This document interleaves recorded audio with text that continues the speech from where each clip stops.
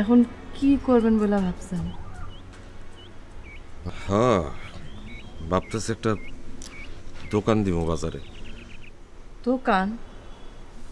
কিসের দোকান?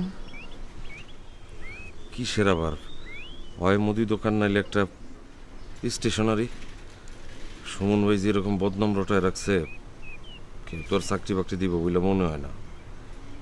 দোকান যে দিবেন, টাকা পাবেন কই? আমাকে দুইজনের লেগে তো এত বড় বাড়ির দরকার নাই। ভাবতেছি বাড়ির পিছন দিকের 12% জায়গা বিক্রি করে দেবো, তাইলেই তো টাকা হয়ে যাব। কি কন? ফিটা মাটি বেচে দিবেন? এছাড়া তো আর কোনো উপায় দেখি না। আচ্ছা থাক, ভিটার মাটি বেচনের দরকার নাই। আপনি বরং দেখেন ওই আমাদের বাড়িটা বেচতে পারেন কিনা। এটা কি কইলা?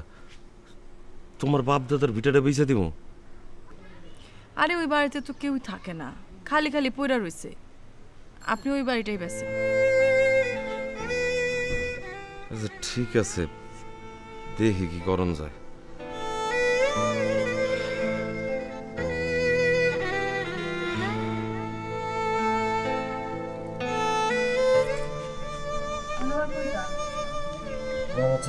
একটু দেখা করে কোনো ব্যবস্থা হয়।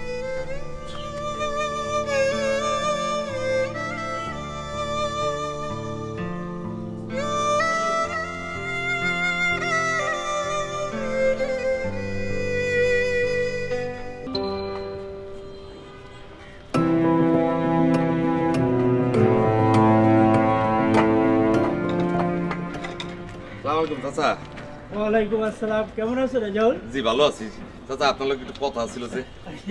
বসো বসো, বলো কি কথা বলো। চাচা, আমি ভাবতেছি একটা দোকান দিব।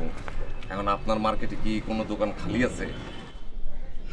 না রেজাউল, দোকান তো খালি নাই, সব ভাড়া হয়ে গেছে। 3 মাস 4 মাস আগে থেকেই অ্যাডভান্স দিয়ে রাখছে। ও আচ্ছা। শোনো রেজাউল, তুমি বরং এই গ্রাম থেকে চলে যাও। এই গ্রামে তুমি কিছু করতে পারবে না।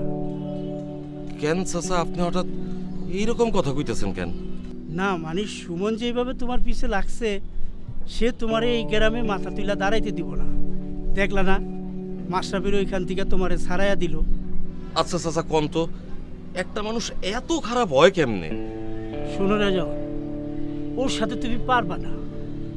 বরং নিজের মান সম্মান বাঁচাইয়া তুমি সইরা পড়ো।